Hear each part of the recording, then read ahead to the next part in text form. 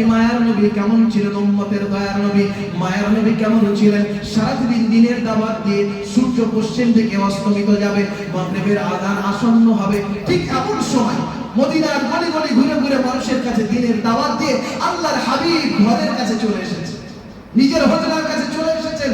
পাশে মসজিদে নববী, কুসুম কলি সূর্যটা পশ্চিম দিগন্তে অস্ত যাবে, সূর্য ডুবানো অবস্থা। বেলাল রাদিয়াল্লাহু তাআলা আনহু আযানের জন্য প্রস্তুতি নিয়েছে, মাগরিবের আযান অল্প সময় বাকি। দূর থেকে একটা মধুর সুরে সালামের আওয়াজ এলো আল্লাহর রাসূলের কানে। দূর থেকে আয়েশা রাদিয়াল্লাহু তাআলা আনহা হুজরা মুবারকের দরজায় দাঁড়িয়ে পর্দাটাকে অল্প আলতো করে একটু সরিয়ে দিয়ে আসসালাতু ওয়াসসালামু আলাইকা ইয়া রাসূলুল্লাহ তাআলা হিনা, আল্লাহর রাসূল আসসালাতু ওয়াসসালামু আলাইকা, এ রাসূল আপনি আমার সালাম গ্রহণ করুন, আল্লাহর সালামতে আপনার উপরে বর্ষিত হোক। অল্প সময়ের জন্য একটু আয়েশার কাছে আসবেন, আপনার সাথে আমার একটা জরুরি কথা আছে। আল্লাহর নবী বিশ্ব নবী সরওয়ারে কায়নাত দু জাহানের বাদশা রাহমাতুল লিল আলামিন দূর থেকে বলেন, আয়েশা গো, আজকে তো তোমার কাছে যাওয়ার মতো পরিস্থিতি আমার নেই। তোমার হুজরায় যে যাব এই ডেটটাও তো আজকে নাই, তোমার যাওয়ার বাড়িটাও আজকে আমার নেই, তা কেমন করে যাই? আর মাগরিবের নামাজ আসন্ন, বেলাল প্রস্তুতি নিচ্ছে মাগরিবের আযান দেবে। হযরত আয়েশা বলেন, ইয়া রাসূলুল্লাহ ইয়া হাবিবাল্লাহ, হুজুর অল্প সময়ের জন্য একটুখানি আসুন, কথা বড় জরুরি কথা, কথা বড় গুরুত্বপূর্ণ কথা, একটুখানি সময় আপনাকে দিতে হবে ইয়া রাসূলুল্লাহ। আল্লাহ রাসূল সাল্লাল্লাহু আলাইহি ওয়াসাল্লাম গুটি গুটি পায়ে আয়েশা রাদিয়াল্লাহু তাআলা আনহার হুজরা মুবারকের দিকে গিয়ে বলেন, আয়েশা বলো বলো, জলদি করে বলো, আল্লাহর আর মাগরিবের আযান হবে, বেলাল আযান দেওয়ার জন্য প্রস্তুতি নিয়ে চল, অল্প সময় আছে আমার কাছে। হযরত আয়েশা রাদিয়াল্লাহু তাআলা আনহা বলেন, একটু হুজরার ভিতরে আসেন ইয়া রাসূলুল্লাহ ইয়া হাবিবাল্লাহ, হুজুর আল্লাহর হাবিব বলেন, প্রেম নিবেদন করার সময় আমার নাই, সারাটা দিন দিনের কাজে ব্যস্ত ছিলাম, মানুষের কাছে দাওয়াত পৌঁছে দিয়েছি, আল্লাহকে চেনানোর জন্য কালেমার দাওয়াত নিয়ে গিয়েছি, শরীয়তের দাওয়াত বিধান নিয়ে গেছি, মানুষকে জাহান্নাম থেকে মুক্তি দেওয়ার জন্য সারাটা দিন অক্লান্ত পরিশ্রম করেছি। মাগরিবের নামাজ হবে, মসজিদে নববীতে আবার বসে যাব দিনের দাওয়াত দিতে। আয়েশা জলদি করে বলো, হুজরার মধ্যে যাওয়ার কোনো আমার সময় নাই, ওয়াক্ত নাই। আল্লাহ রাসূলকে আবার রিকোয়েস্ট করে বলেন, ইয়া রাসূলুল্লাহ ইয়া হাবিবাল্লাহ, কথা বড় গোপন কথা, দরজায় বলা যাবে না, একটুখানি ভিতরে আসুন ইয়া রাসূলুল্লাহ ইয়া হাবিবাল্লাহ। হুজুর আল্লাহর নবী বিশ্ব নবী ঘরের মধ্যে যাওয়ার পরে হযরত আয়েশা রাদিয়াল্লাহু তাআলা আনহা বলেন, ইয়া রাসূলুল্লাহ ইয়া হাবিবাল্লাহ, আমার কাপড়টা ছিঁড়ে গেছে, আমার ঘরে আর কোনো কাপড় নাই, আয়েশা মদিনার গলিতে বেরোতে পারবে না, এই জীর্ণ কাপড় নিয়ে আর চলার মতন ক্ষমতা আমার নাই, একটা কাপড়ের ব্যবস্থা আপনি করে দেবে।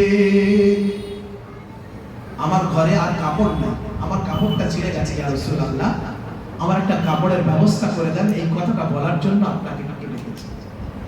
আল্লাহর নবী বিশ্ব নবী সরওয়ারে কায়নাত দু জাহানের বাদশা রাহমাতুল লিল আলামিন আয়েশাকে একটুখানি ভালোবাসার আলিঙ্গন দিয়ে বলে, ও আয়েশা, এখন আমার পকেটে পয়সা নাই, কোনো দিরহাম নাই যে মদিনার বাজারে গিয়ে তোমার জন্য কোনো কাপড় খরিদ করে নিয়ে আসবো, অল্প কিছুদিন সহ্য করো, যদি আল্লাহ রাব্বুল আলামিন কোনো ব্যবস্থা ইন্তজাম করে দেয়, অবশ্যই তোমার জন্য কাপড়ের ব্যবস্থা আমি করে দেব। আমি বিশ্ব নবী, আমার পকেটে কোনো শূন্য, আমার কাছে কোনো দিরহাম পয়সা নাই, কাপড়টা কোথা থেকে কিনে দেবো, একটু সহ্য করো, আর কিছুদিন ধৈর্য ধরো। ব্যাকুল আর্তনাদ আয়েশা রাদিয়াল্লাহু তাআলা আনহা বলেন, ইয়া রাসূলুল্লাহ কাপড়টা অনেক ছিঁড়ে গেছে, আর কোনো ব্যবস্থা করার জায়গা নাই।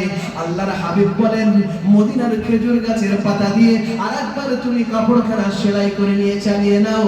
বিশ্ব নবীর আবেদন শুনে হযরত আয়েশা রাদিয়াল্লাহু তাআলা আনহা বড় ব্যাকুল হয়ে বড় কষ্ট নিয়ে বলেন, ইয়া রাসূলুল্লাহ কাপড়ে অনেক জায়গায় সেলাই করেছে, আর সেলাই করার মতন জায়গা নাই, বলে আবার একটু সেলাই করে নাও। ইয়া রাসূলুল্লাহ ইয়া হাবিবাল্লাহ, হুজুর যদি আমি সেলাই করব তো আমার ঘরের মধ্যে প্রদীপ জ্বালানোর মতন তেলও নাই।